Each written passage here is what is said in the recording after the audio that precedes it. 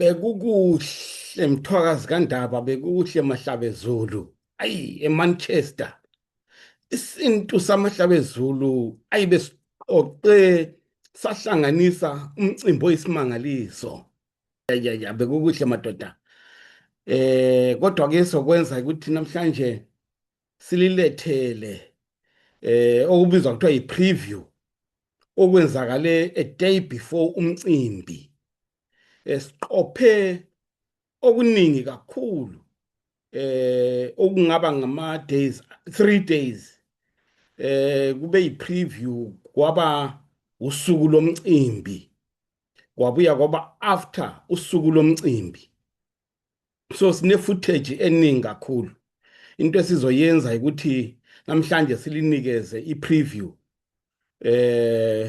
ngokulandelayo sizoba sifaka kancane silinikeze hayi okwenzakale lapha emcimbini hayi bekukuhle kakhulu Mahlabezulu you own your own space you own your own culture ubuntu benu hayi lisimanga Mahlabezulu ngilethulela isiqoko siyabonga kakhulu Mahlabezulu qhubekani lisenza umsebenzi omuhle njengalona eliwenzile esintwini samahlabezulu sibonge kakhulu abaholi lenhlanganiso isintu samahlabezulu abafana nobaba uBhalule ubaba uRoy Mchazo ubaba uMpofu kunye nabo bonke nje akade bekhona kodwa sibonge kakhulu namabutho akade zile nomphakathi wonke nje jikelele kunye nezethekeli izimenywa ekade seqophelweni eliphezulu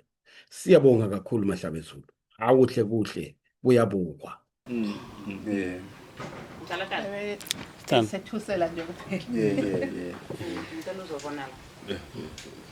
Yabethusela.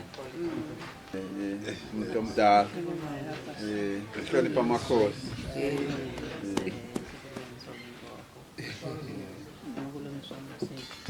Very fast.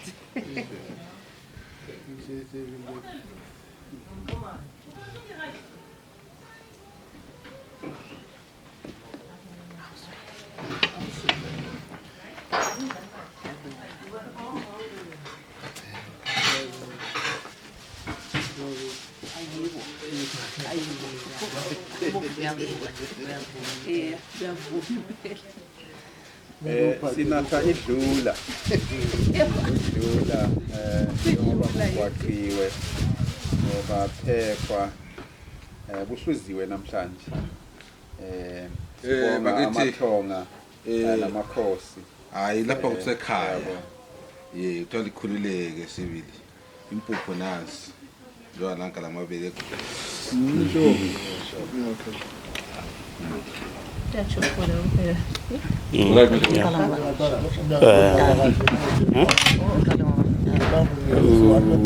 Ubaba uBhalule.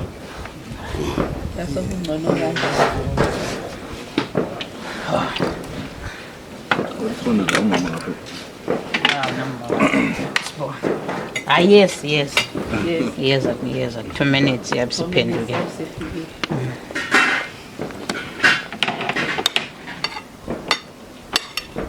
Niyazwe icamera useme ngenyawo la. Uthi selihlafuna yena selindile ukuthi azwe indaba le. Uhamba njani? Baba Bhalule. Yebo mama Ndale. Abantu abatsha nxa bekhuluma lapha phandle ngiyangibezwe besithi kuthiwa ibhanti likuwe. Manje ke ngathi izaqala khona ngapha. Ibhanti ngathi likhona ngapha. Hayi. Khona kuba yikubo. Sihlonipha. Ayisekho sakusele ama-knives lapha. Ufuna ukuthi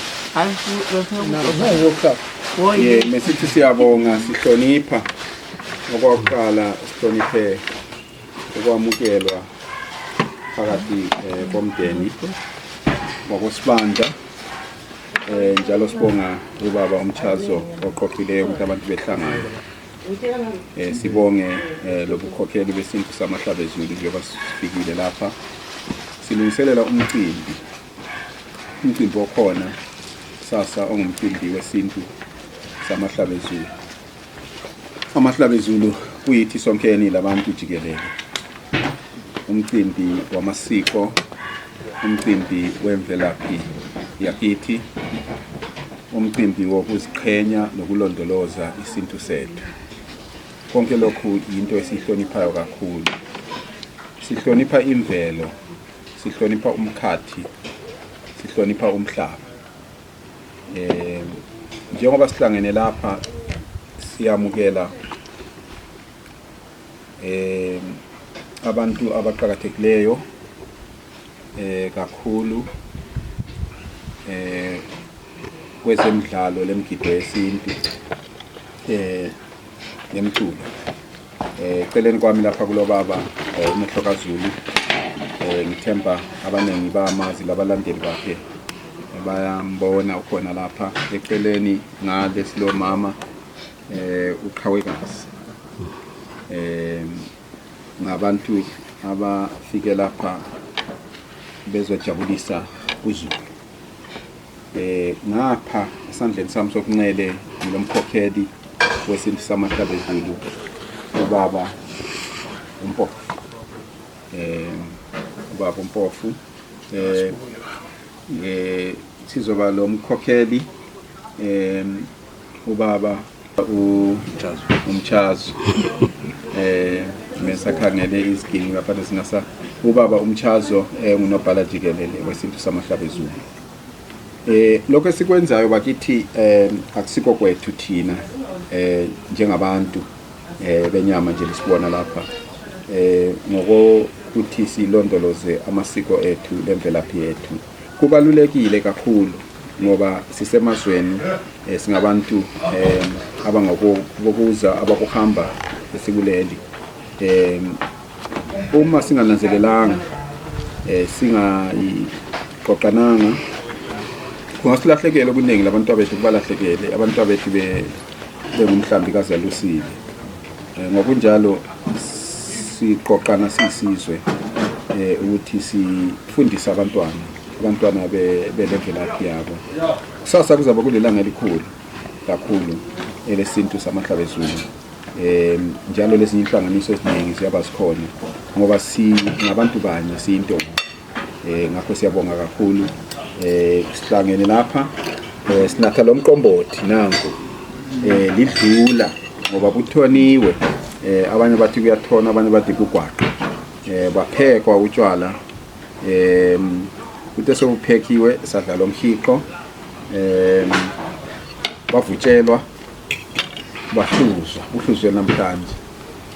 Sidla isitshwala lengimba inyama, sinathe lo mqombothi.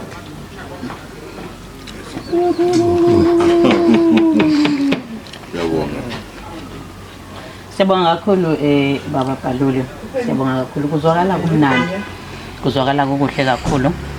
Kanti siyabonga labavela kude sizwile ukuthi bahambe imango eminingi kuze babe khona kunye lathi lapha kusizonathwa idlula. Manje ngilombuzo lapho omncanyana baba Bhaluli, njengoba kukhulunywa ngomcimbi wesintu samahlabezulu, uthini umlando walomcimbi? Ngizwe lapha ethi inhloso yokuvuselela ulimi kuze lungashabalali, nokuze futhi izizwe ezizayo laba abantwana abazalwa yithi basale bewuphethe umlando. Uthini umlando womcimbi lowo esingawo njengoba sikhona apha, njengoba kuzakusa kokusasa ilanga lomcimbi? Umcimbi wesintu samahlabezulu ngumcimbi oqale ngomnyaka 2024. Sahlangana singamadoda labomama. Kuyikuthi kuhlangana kwethu lokhu into evele ilokubalisa phakathi, sihlala sibalisa ngokuthi isintu sethu siyachabalala. Njalo labantwana abalapha imvelaphi yabo bayazi. Sase sikubona kufanele ukuthi njengabantu abadala silomlando ukuthi siqoqe isizwe ngendlela encane kodwa ile njongo enkulu njalo injongo ebanzi. Sithe sihlangene sasungula ihlanganiso ezabhekana lapho nokho esikujongileyo. Sasesikhangela ukuthi inhlanganiso le njengoba ingeyamahlabezulu manje sizothi ukuze kube legama elihambelana nalo esifisa ukwenza.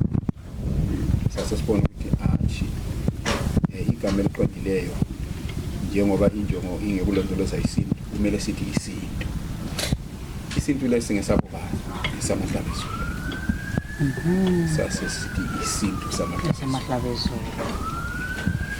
Kunjalo singabantu bemimoya sonke sihle lokho sikhona. Izinto esizenzayo sizibika ngendlela efaneleyo emathongeni loNkulunkulu. Siqala sisitsho ukuthi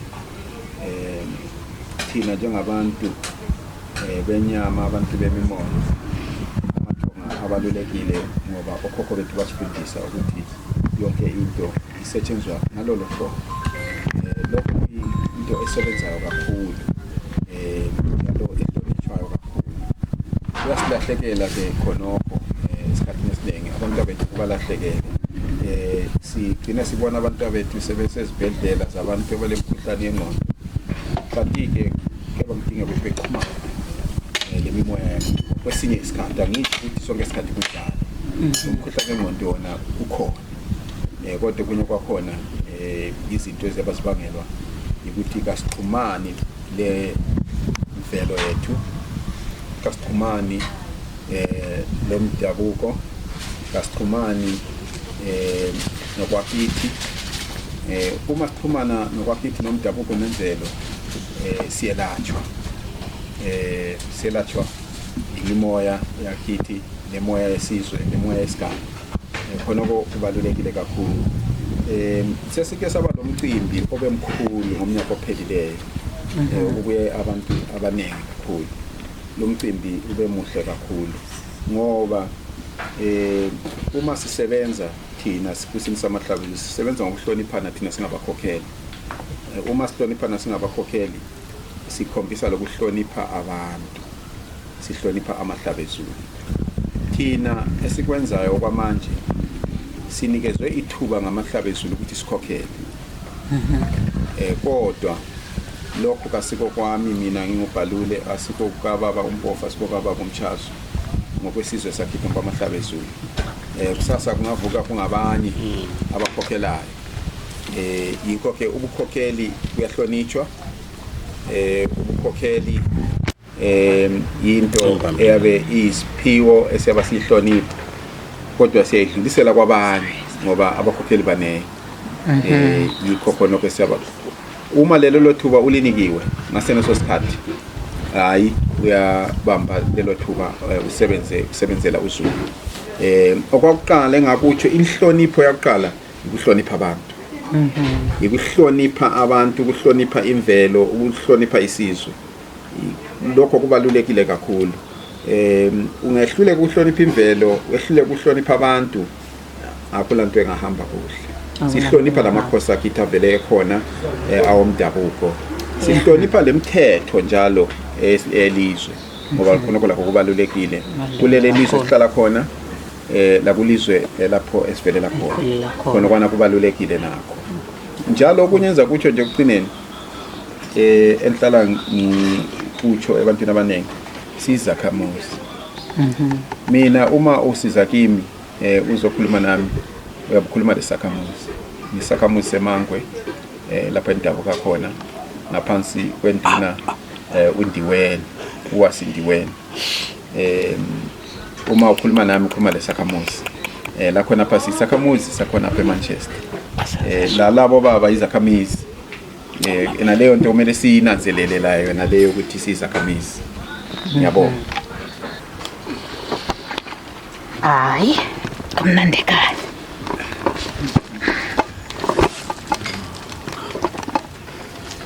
Ayidlunya. Ayidliwe inyama. ayibhekisiwa nzima angisho makule interview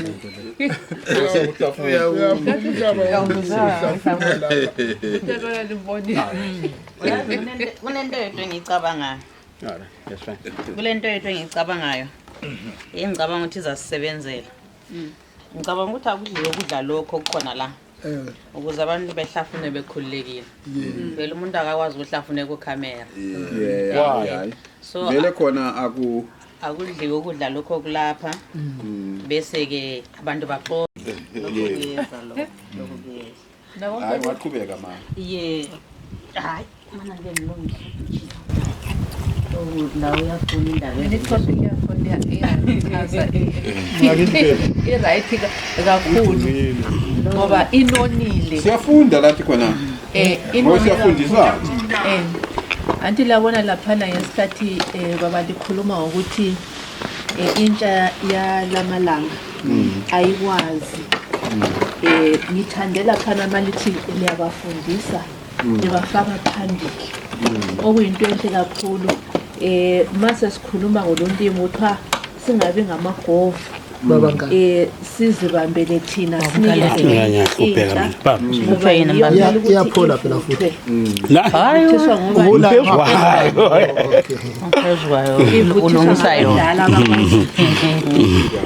so kubalulekile ukuthi khona abadala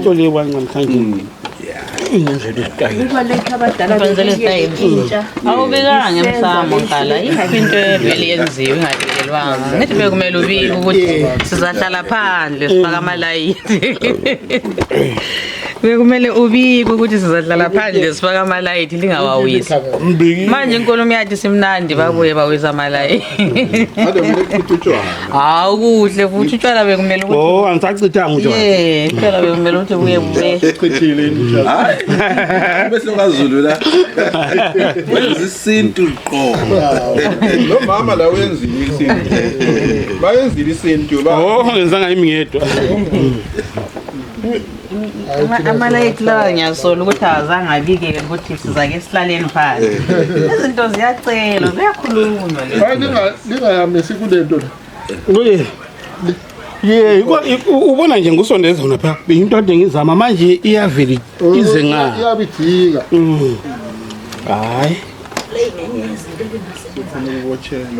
hayi ngizozimela khona la sengizoyijeka ngami cishe yasebenza yini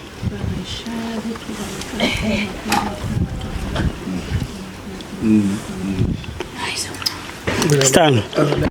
Oza ingxoxo. Asenzeni ingxoxo. Qedeni. Hayi mina sengwile. Mina sengwile. Khona ufuna mina. Wena phela ingoma zakho vele ziyakhuluma. Facilitating ingxoxo. Mama sitobaka mina. Mebuye kudala. Ndoda vele akhulume sihlafuna inyama. Asiqhubekeni la. Asiqhubekeni la yo. Selimi ngomumo lo mntangithi. Ingxoxo yethu saqhubeka kusase ubabakazi lo okhulumayo ngisahleli lapha lesintu samahlabezulu ngihleli ney'vakashi zethu abaculi abanandisa abazobe bekhona emcimbini wesintu samahlabezulu kusasa ngosuku lwangomgqibelo.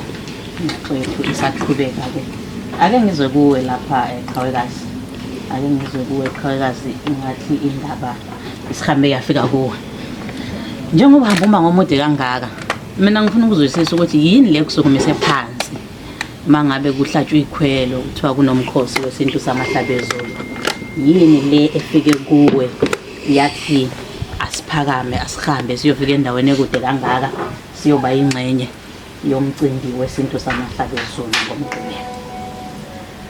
Ngiyabingelela igama lami nguNikki S Iqhawekazi ngokomculo ngokuzalwa ngoSinikwe Ncube odabuka eMatopo komdinwa.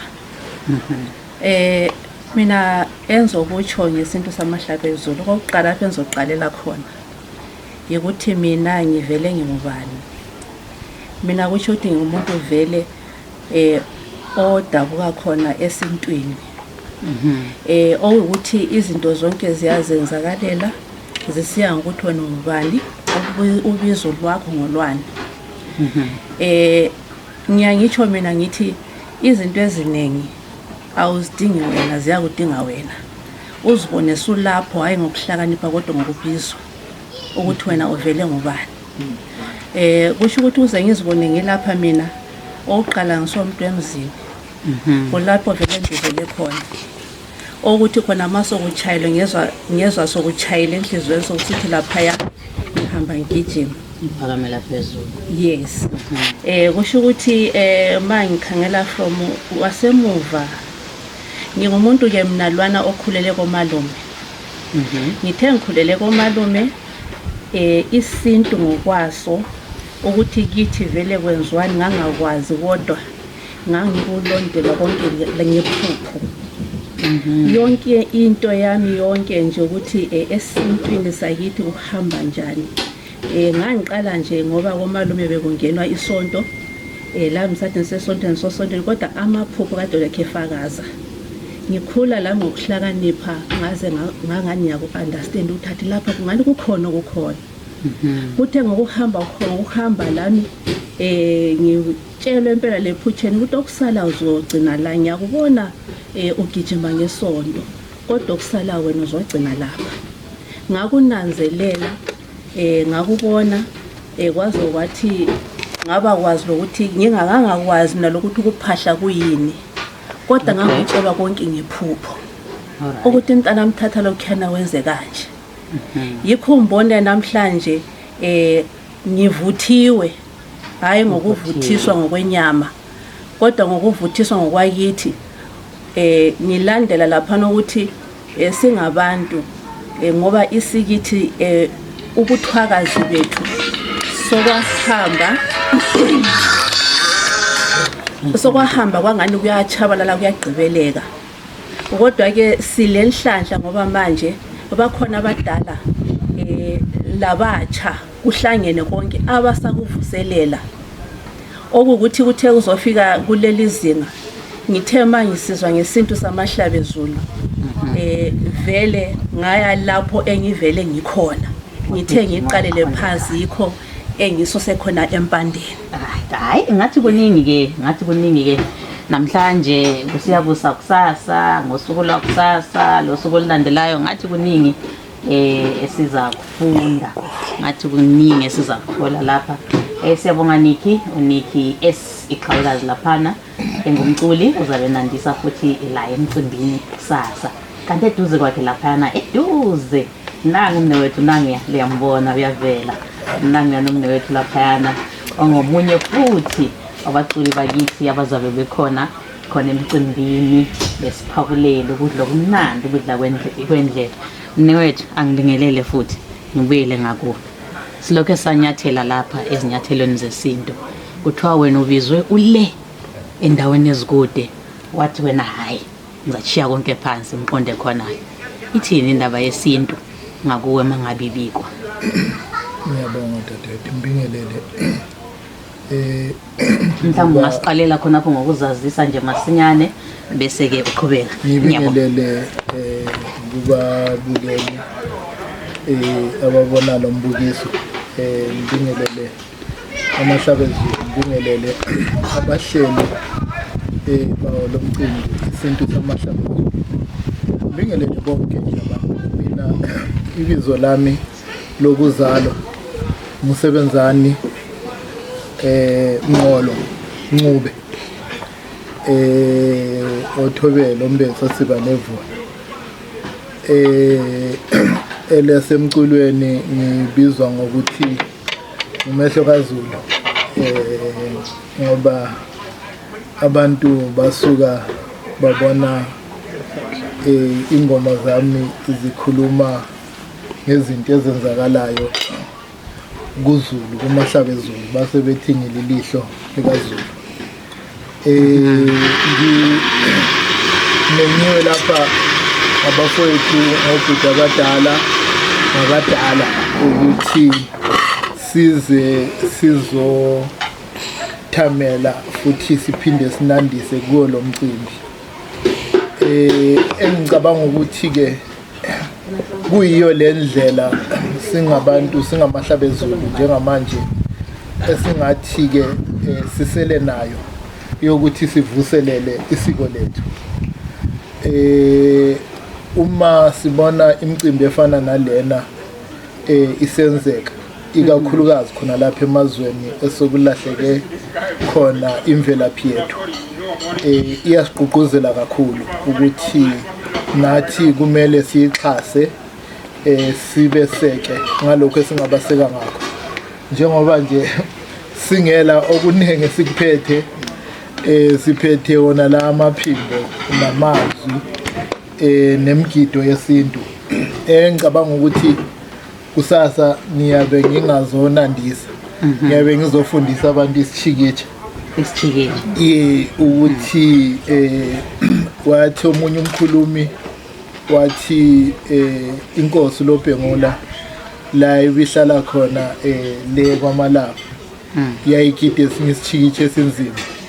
So kungeminye yemigido yakithi elosisindo kakhulu engicabanga ukuthi ke abakhule ku generation yami iyo imigido ade siyigida esikolweni isishikitsha. Amatisha besenza show ukuthi ayasifundisa kakhulu isishikitsha. Ikhona eminye imigido esiqhaqhambisayo kakhulu efana nenquzu, efana namabhiza, engicabanga ukuthi ngicela futhi nakusintu samahlabezulu ukuthi abakwenze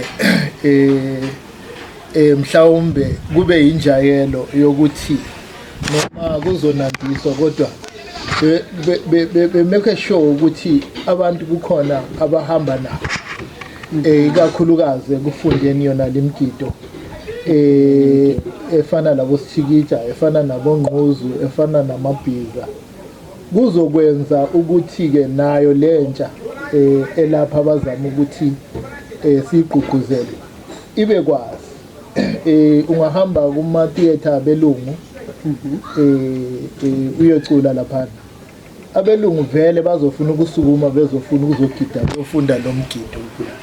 What more thina sifuna ukuzofundisa lokho. So ngiyacela kakhulu ukuthi akube ikufundisa more than ukuperform, akube kufundisa kwenzele ukuthi ke abantu kube khona abahamba bephethe. Ngiyabonga abahamba bephethe. Siyabonga kakhulu ngomehlo kaZulu laphana, sithembisa ukuthi uzaba mnandi kusasa, aphinde futhi sithembisa ukuthi asibuyele emakhaya singaphethe lutho, sizosuka lapha sifundele ukukhulu. Njengoba ngingasho ngaphambilini ngathi kuningi esikufunda namhlanje, kuphuma ilanga la kusasa.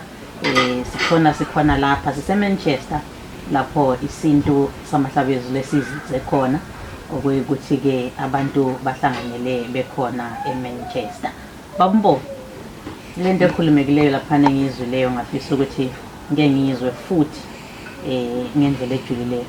Kukhulunywa ngemigido yesintu, kukhulunywa ngesithikitsha, kukhulunywa ngamabhiza, kukhulunywa uqhatheke kangakanani umgido wesintu abantwini besintu. Ingxoxo yethu isaqhubeka. Qhubeka Babumbo. Ngingathi mina velele isintu sethu, indaba zabo yesithikitsha, indaba yemigido. Yikho lapha evele ngathi sihlangana khona. Ngiyazi ukuthi sikhula njengoba usitsho lapha ngathi umntwana wami sikhulele endaweni okuthiwa ngama-center kudala. Khula ngangi-actor ngayikha kakhulu ngingumzilikazi, so isithikitsha kwakuyindaba yayinkulu kakhulu.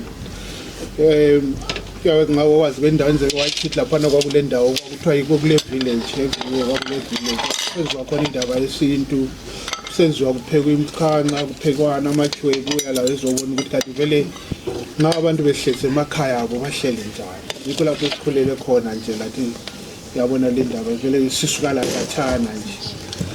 So kuyivele kuyimgido yakhona yayivele ikhona lamakhaya nje. Khona lapho mina ngikhulele ngakithi vele bekugidwa nje, siyaziwa ukugidwa, ukugidwa ihosana, ukugidwa isithikitsha, ukugidwa amajuba, kubizwa imimoya. So lino gida lapha liyakwazi Babumpofu ukuthi hayi lingasifundisa?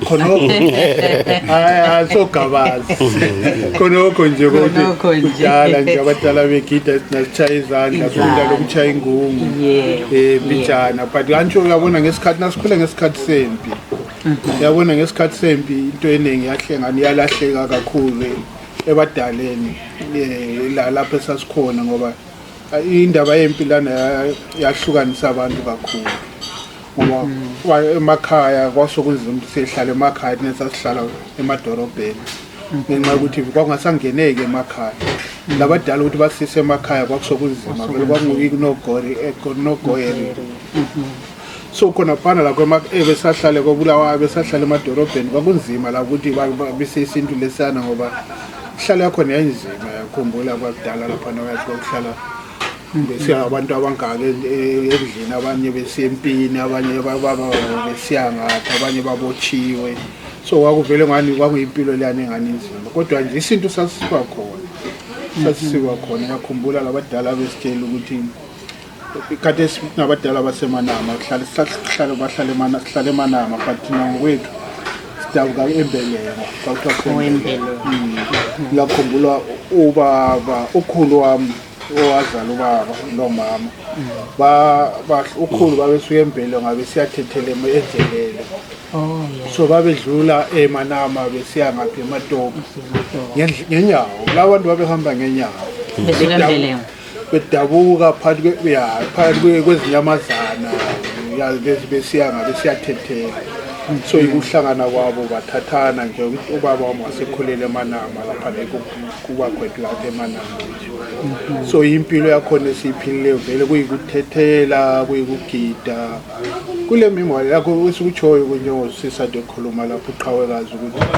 kwesinye isikhathi lezi zinto ziyazichololo nje ukuthi abantu bahlangane ungazazi ukuthi kusasa sizahlangana labafowethu nje sesihlangane lawo sesivulele indaba yamumatheka imumatheka kusuke ngaphi kusiyaphi bekutheni thina sesithi indaba ubaba Mpofu ngizakungena emlonyeni lapha ngathi isikhathi sabanikazi siyagijima lapha kodwa-ke uthinta indaba yokuthi abadala babehamba ngezinyawo behamba umango omude behamba phakathi kwezinyamazana kwakungela bungozi kubo yikho lapho ukuthi nxa usuhleli phansi uzibuza ukuthi kanti babesila njani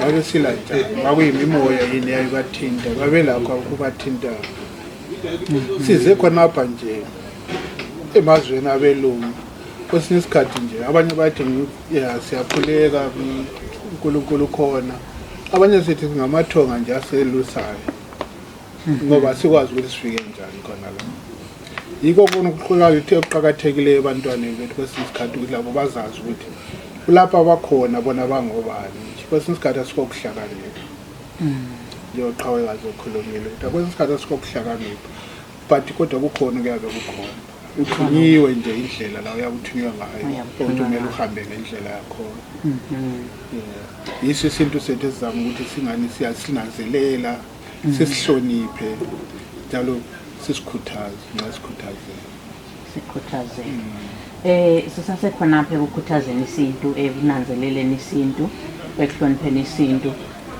nginanzelela ukuthi isintu yinto ehamba kakhulu nolimi lwabantu ulimi luqakatheke kangakanani ikakhulukazi kuntsha leyo okukhulunywa ngayo labantwana abazelwe lapha emazweni okuhamba labantwana sebesukile abanye bazelwe le emazweni esibuya khona bagcina besukile ngezizathu njengoba sikhona apha bazokhula sebelana ulimi lwabo lwendabuko lubaluleke kangakanani ulimi lubaluleke kakhulukazi ngoba yilo lutshengisa ukuthi umuntu wena ungubani ngoba nxa bengisakhuluma ngephambilini ukuthi abantwana abaningi lapha basukumela phezulu kwezibuzi kanti bona bangobani njengoba basuka oboyise basuka besebancane bazalelwe lapho bona abasazazi ukuthi bangobani ngoba lesintu lolimi labo abasala abalazi nxa bengalazi ulimi labo bangazazi khona bavele eZimbabwe lolimi lweZimbabwe bengalazi yiko uqalithe khona ukwazi ulimi ukuthi umuntu angakwazi ulimi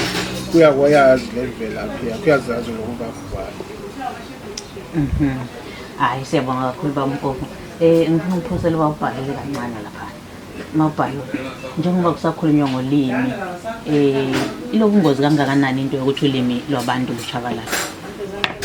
Ingozi enkulu kakhulu ngoba ukuchabalala kolimi kuchabalala kwesizwe, kuchabalala kwemvelaphi, kusitsho ukuthi imvelaphi yethu isizabhalwa ngolunye ulimi olungesilolo lwethu. Uma isibhalwa ngolunye ulimi olungesilolo lwethu, kusitsho ukuthi sokuzaba lokujobelela kokunye okwaba sokusilahlekela. Njalo okunye ukuchabalala kolimi kuyingozi ekutheni thina njengoba sibe sikhuluma ngokuthi singabantu bemimoya. Abantu abethu esizabachiya kulomhlaba bazaxhumana njani namathonga akibo? Ngoba kumele bexhumane namathonga akibo, bepholise ezitshisayo, njalo behambise nesikhalazo zabo, njalo bethethele lezi ngozi eziyaba zikhona, becele ukuthi kube nomoya obandayo oqandisayo. Konke lokhu uma abantwana sebelahlekelwe ulimi lwabo baza kwenza njani? Uma umntwana engahlalwa isalukazi esingugogo, umntwana engalwazi ulimi lwakhe,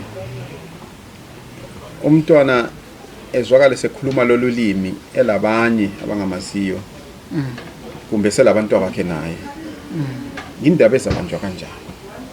Uma sihamba nabo abantwana sisiya emakhaya, emagcekeni abo isemkhulu, sebezafika bekhulume njani nabogogo babo, nabokhulu?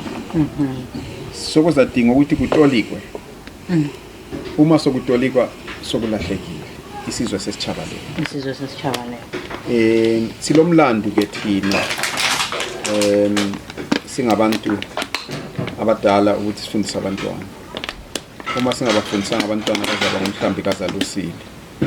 Uma abantwana besiba ngumhlambi kazalusile bazaphelela emajele, bazaphelela ezibhedlela zabantu abalahlekelwa ngumqondo. Konke khona izinto kumele sizinanzelele kakhulu, sizenqabele, ngoba ulimi yilo olubamba isizwe, luhlanganise isizwe. Ukulahleka kolimi kuhlakaza isizwe. Yikho unanzelela ukuthi uma sokhulunywa ngendaba yolimi iyavusa amanxeba amaningi ebantwini. Kanti ke into umele ibanjwe ngokunanzelela, njalo ngokuhloniphana. Sihlonipha nobuyithi bethu nesizwe sethu, sihlonipha lo mdabuko, sihlonipha nemvelo, sihlonipha lo mdali, umvelinqangi, ngoba ulimi ludalwa nguNkulunkulu. Thina abantu yithe siluphanzamisayo njalo yithe silulimazayo. Kuqakathekile kakhulu sibili okudlula malawo. Ngiyabonga. Siyabonga kakhulu Mbalule. Ngibona ubaba Mchazo lapha. Baba Mchazo, kunomsebenzi omkhulu eseliwenzela uphendelela. Njengoba sesilapha sesikhona namhlanje, bathi ngesilungu yi-progress.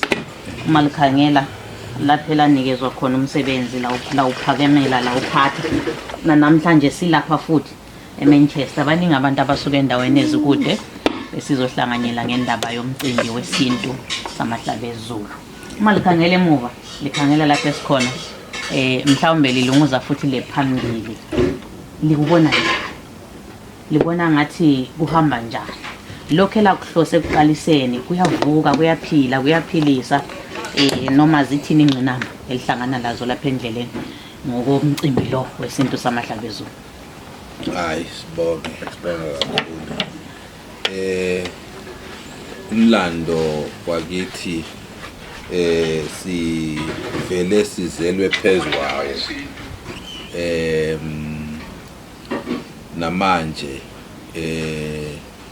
ngibona sihamba phezukwawo, njengoba ubaba uBhalule ubeke wachaza ukuthi abantu abadala bahlangana ngo-2024. Sesingakwazi ukuthi namhlanje sizahlangana namaqhawe, sihlale la umehlo kaZulu, sihlale laba qhawekazi sihlale labo Nkala obaba Nkala sesibabonela kude labo mama ngapha sibabonela kude so yibo buya besuka khona le ukuhlangana kathi kabuhle bakhona so khona kuhle kakhulu iphupho selize lafezeka ngizwa ngathi uqhawekazi lapha ukuthinta ezamaphupho ukuthi ukuthi lathi sesikukhangelele sezisa kwavela kodwa umlando uba khona abadala babethi kwesisikhathi umfula awuhambi straight uyahamba ukucatsha ungawuboni lapho yakho so izinkinga zizohlala zikhona kodwa uma into lizimisele liyayibamba njalo kusazoba khona eminye imkhonto abahamba abantu umuntu uhlangane naye kodwa lina uma likhangela ukuthi njengathi thina siyisinto samahlabezulu sifuna ukuthi sivuselele okungokwethu ikakhulu elizweni lesikilo ingane zibe kwazi ukuthi yini esilayo yini esizobachiyela yona so umlando mkhulu ubunzima buzoba khona kunenge okwenzakala sikubonayo njengoba libona la kithi elizweni lapha sivela khona manje uma uhamba kuqala kokunga imqhele leyi ubungakubone kobulawa lapha umuntu ehamba efaka umqhele kodwa manje kathesi uma uhamba wonke umuntu into yakibo useyithanda so thina siyaziqhenya kunengi esikukhangeleleyo kodwa sibonga kakhulu amahlabezulu asikhombisa ukuthi into yakibo bayithanda kanye labemdabuko basibonisa ukuthi bayakuthanda kube labaculi namhlanje selabaculi la kungayinto engajwayelekanga kodwa siyakubonga kakhulu ngiyabonga siyabonga kakhulu Mchazo elokugcina ke kuwo uthi isikhathi sesidlule ngomangwayo lapha ukuthi hayi wathi sebelidinga balidinga lisabonakala elokugcina ke kuwe kusakhulunywa ngentsha kusakhulunywa ngabantwana nesifiso sokuthi intsha izazi mhlawumbe ithola umkhondo wemvelaphi yayo kulokho selikwenzile manje kungabe kukhona yini izinhlelo elilazo eziqondane labantu abatsha lapha ukuthi mhlawumbe babandakanye kuzo kube khona abakutholayo noma abakufundayo njengoba lisazama ukuvuselela lapha ngiyabonga kakhulu abatsha bawuthazelela kakhulu njengoba ngeke ngachaza kancane phambilini sibeke saba lemicimbi owaba khona amabutho sibe lamajaha afikileyo amajaha amanye beya from Scotland bevunule bephelele even last year lo munye umfana uhambe siyathatha isicoco sakhe ephethe evunule ethwele intonga yakhe bambonile amaqhawe bekhona sibela amajaha amanye ababuya from betshengisa ukuthi into yabo bayithanda la kusasa babe khona banengi sike saba lo jaha esilaye uyesebenza laye uTsaphani kwa interview ubaba uBhalule amasiko abo bayathanda njalo into abasibonisa yona bafuna ukufunda kunengi abakudinga elwazini so mina ngithi asibambaneni bantu bakithi mahlabezulu ngokuhlukana kwethu ezinengi inhlanga manengi ama organization akuhlangane abantwana sibafundise nini besale bebambile ngiyabonga ngazi baba Mpofu hayi siyabonga kakhulu baba Mchazo siyabonga kakhulu baba Mpofu siyabonga kakhulu baba Bhalule siyabonga kakhulu kubaculi bethu asebefikile ngiyazi ukuthi baningi abantu abazafika baningi abantu abazabe bebamba iqhaza emcimbini omkhulu kusasa abanye sebefikile mhlawumbe abanye basezindleleni abanye bazavuka besezindleleni ekseni sethula ukubonga kakhulu kini njengobuholi besintu samahlabezulu ngibonga ngapha ngemva kwami akaveli angimboni ubaba uNkala lapha ngemva kwami owe Mathebelele Broadcasting Corporation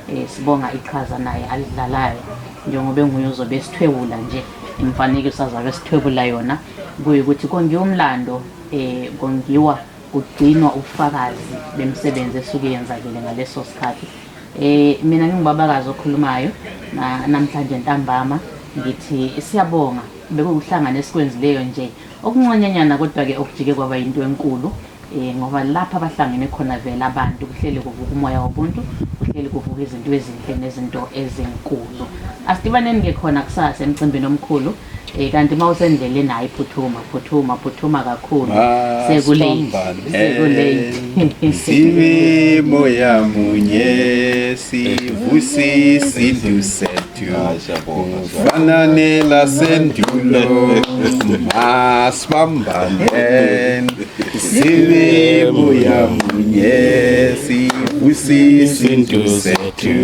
sifanane lasendulo bamahlabathwale masibambane sibe moya munye sivusi isintu sethu sifanane lasendulo echuluchu masibambane sibe moya munye sivusi isintu sethu sifanane lasendulo ematobo masibambane sibe moya munye sivusi isintu sethu sifanane lasendulo emangwe masibambane sibe moya munye sivusi isintu sethu sifanane lasendulo elupane masibambane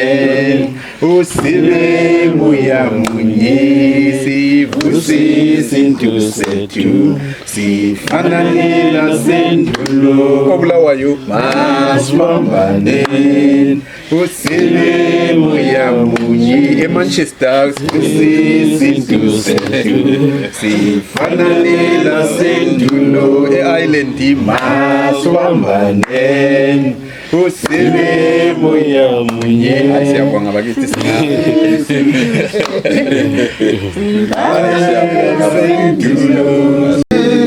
sivusi isintu sethu sifanane lasendulo masibambane echolocho sibe moya munye sivusi isintu sethu sifanane lasendulo masibambane ekhesi sibe moya munye sivusi isintu sethu sifanane lasendulo. hayi siyabonga abona nxa usitshaya ngephiko hayi sizwakala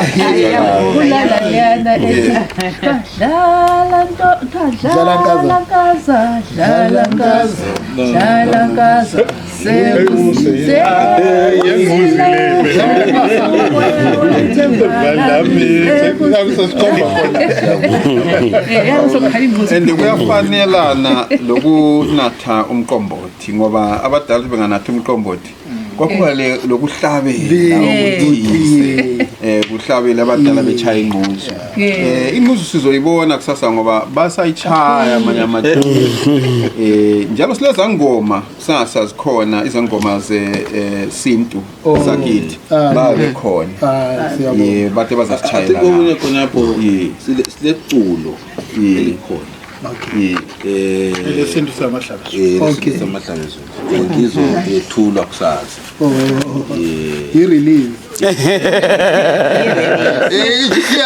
iyarelease kusasa liculwa njani kodwa mchazi ngaqedela babholela hayi iculo leli liculo lilotshwe isintu samahlabezulu sihlangana lo mama uMazondi basebefaka iziginci basebefaka iziginci ukuthi libe liculo eseliyenziwe ngabantu abaculayo uyasiculela iculo thina sithe siyebhale lathi lokho abathi chorus safaka ichorus yena wasefaka iziginci wasehlabela leli culo siyenzela ukuthi into ethe siyenza ibe lembali ihlale ukuze abantu bekwanisa ukuyilandela beyilonde ngoba ukhona umunye ongathanda iculo amasiko awafunde ngokulalela iculo. Yeah. Omunye amasiko engafunda kusasa ngoba ulalele uqhawekazi walalela lo baba umehlo kaZulu behlabela. Engazange lalele lokho ade sikukhuluma thina abanye lapha nasifundisa kodwa ethi ngizwe iculo elithi thina siyinzalo kaMzilikazi. Iculo elihlangene silo ohayayo ohayayo ngwakithi impela sesukukhangelisise kahle ukuthi ngoba senzele ukuthi sibambe kahle khona wesiphi samahlabezu longiyo khona nje ngakuthiwa i-computer isasebenza sibe singalizwisa kancane ayikuzwisa kancane sibe singalizwisa kancane ngoba isikhathi sesingase sisichaya ngoba abantu kumele bephumuze imizimba Hayi kakhulu hayi. kumele bephumuze Nanti besihamba imini yonke.